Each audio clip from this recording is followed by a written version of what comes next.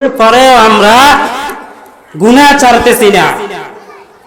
আল্লাহর নবী বলেন, কিয়ামতের ময়দানটা যখন কায়েম হয়ে যাবে, আল্লাহ তাআলা ভিন্নভাবে একটা ডাক দিয়ে বলবেন, লিমানিল মুলকুল ইয়াউম। আল্লাহ ডাক দিবেন, আসো আসো আসো, আজকের দিনের রাজত্ব কার, আসো আজকের দিনের বাদশাকে আমার কাছে আসো, আজকের দিনের বাদশাকে আমার কাছে আসো।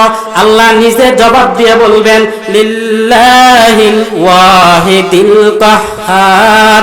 আল্লাহ বলবে, আজকের দিনের বাদশা হলাম আমি, আজকে তোমাদেরকে কেউ ঠেকাতে পারবে না। আল্লাহ বলবে, দুনিয়াতে কয়দিন রাজত্ব করেছ, কয় বছর রাজত্ব করেছ, কতদিন তুমি ছিলা, কয়টা বাড়ির মালিক হয়েছ, কয় বছর ক্ষমতায় ছিলা। আল্লাহ বলবে, আজকে আমার সামনে বলো ক্ষমতার চেয়ার আমার। আল্লাহ বলবে, আজকে আমার সামনে বলো বাদশাহিত্ব আমার। সাথে সাথে আল্লাহ মোহর মেরে দিবেন গালের ভিতরে, মুখে মোহর মেরে দিবেন, মুখ বন্ধ হয়ে যাবে।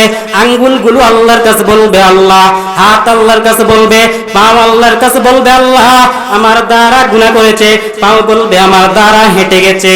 ও আল্লাহ, এই ব্যক্তিকে তুমি জাহান্নাম ছাড়া কিছু দিও না। আল্লাহ তাআলা বলবে, আজকে আমার সামনে জবাব দাও কে আজকের দিনের বাচ্চা।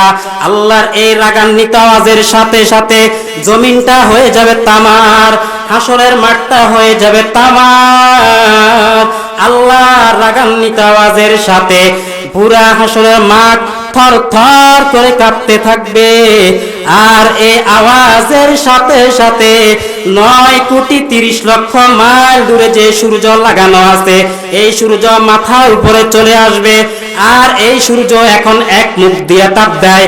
হাসরের মাঠে এসে মাথার উপরে যখন চলে আসবে, আল্লাহ বলবে, ফেরেশতা এই সূর্যকে আমি আদেশ করব, এখন সূর্যের 12 মুখের তাপ জমিনের মধ্যে ছেড়ে দাও।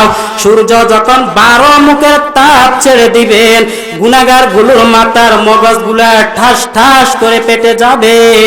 আল্লাহ তাআলা বলবেন, এই গুনাহগার গুলো তোরা আলাদা হয়ে যা আমার নেককার বান্দাদের থেকে। আল্লাহর একটা ডাক দিবেন, আমতাজুল ইয়াউমা আইয়ুহাল মুজরিমুন। আল্লাহ বলবে, গুনাহগাররা আজকে আমার নেককারদের থেকে আলাদা হয়ে যা, কারণ আমি আমার নেককারদেরকে আজকে সূর্যের তাপ লাগতে দিব না। আমি আজকে এদেরকে আমার আরশের নিচে ছায়া দান করব। আর যারা দুনিয়াতে গুনাহ করেছে, দুনিয়াতে সুদ খেয়েছে, দুনিয়াতে মানুষের উপর জুলুম করেছে, দুনিয়াতে ক্ষমতা লোভী হয়ে মানুষকে কষ্ট দিয়েছে, এই সমস্ত লোকদেরকে আমি আল্লাহ আজকে সূর্যের তাপের নিচে রাখবো। মাথার মগজগুলা টপকাইতে টপকাইতে মাটিতে পড়ে যাবে। আল্লাহ বলবে, ফেরেশতা এদেরকে সরাইয়া দাও। এই গুনাহগারগুলো নেককারদের থেকে আলাদা হইতে চাইবে না। কারণ কি, মানুষ দেখবে আমরা দুনিয়াতে বাদশাহী করেছি, দুনিয়াতে রাজত্ব করেছি, দুনিয়াতে আমরা মানুষের উপরে কর্তৃত্ব দিয়েছি, কিন্তু আমরা মানুষের উপরে কখনো বালাই চাই নাই। আল্লাহ নিজ হাতে একটা বাসন দিয়ে এদেরকে বাহির করে ফেলবেন। এরা সবাই জাহান্নামের পথে গিয়ে পড়ে যাবে।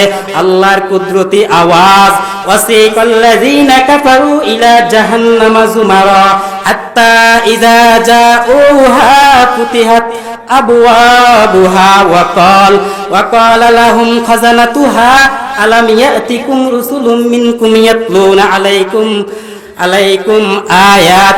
আল্লাহ তাআলা বলবে, ফেরেশতা এদেরকে জাহান্নামের শিকল দিয়া বাঁধো। আমি আল্লাহ এদের বাম হাতে আমলনামা দিয়ে আজকে সোজা জাহান্নামে দিয়ে দিব।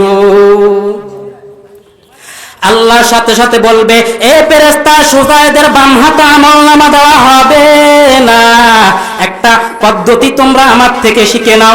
আল্লাহ বলবে, ফেরেশতা এই গুনাহগারগুলোকে বলো বাম হাতটা রেডি করতে বলো। এখন যখন বাম হাতটা রেডি করবে, আল্লাহ বলবে, ফেরেশতা এই নাফরমানগুলোর বুকের মাঝখান দিয়ে ছিদ্র করে দাও। ফেরেশতা আল্লাহর অর্ডার পাইয়া বুকের মাঝখান দিয়ে ছিদ্র করে দিবে। আল্লাহ বলবে, বাম হাতটাকে বুকের ভিতর দিকে ঢুকাইয়া পিছন দিকে বের করে নাও। ফেরেশতা এভাবে হাতটাকে ঢুকাইয়া পিছন দিকে বের করে নিবে। আল্লাহ হাতের মধ্যে আমলনামাটা দিয়ে বলবেন, ইকরা কিতাবাকা কাফা বিনাফসিকাল ইয়াউমা আলাইকা হাসিবা। আল্লাহ বলবে, এ গুনাহগারের দল, আজকে পড়ে দেখ কোন দিন কোন গুনাহ করেছো, কোন দিন কোন আমল করেছো, কোথায় চুরি করেছো, কোথায় ডাকাতি করেছো, কোথায় জিনা করেছো, কোথায় সুদ খেয়েছো, কোথায় করেছো, কখন করেছো, সব আজকে এই খাতার মধ্যে দেখতে পাবা। আল্লাহ এদেরকে বাম হাতে আমলনামাটা দিয়া সোজা জাহান্নামের দিকে পাঠিয়ে দিবেন। ওদিকে আল্লাহর একটা ডাক দিবেন, এ নেক আমলওয়ালারা আশিক, ওরে পাগল আয় আয়, তোরা আজকে আমার ডান পাশে নূরের তৈরি আরশে আজিম, ওখানে আয়েশা আশ্রয় নাও। আমি আল্লাহ আজকে ইনসাফের বিচার কায়েম করব।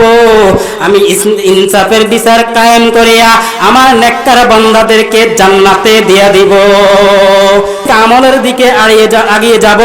যেহেতু রমজান মাস আমাদের সামনে, এই মাসটা খুবই আমলের মাস। তিরমিজি শরীফের 682 নম্বর হাদিস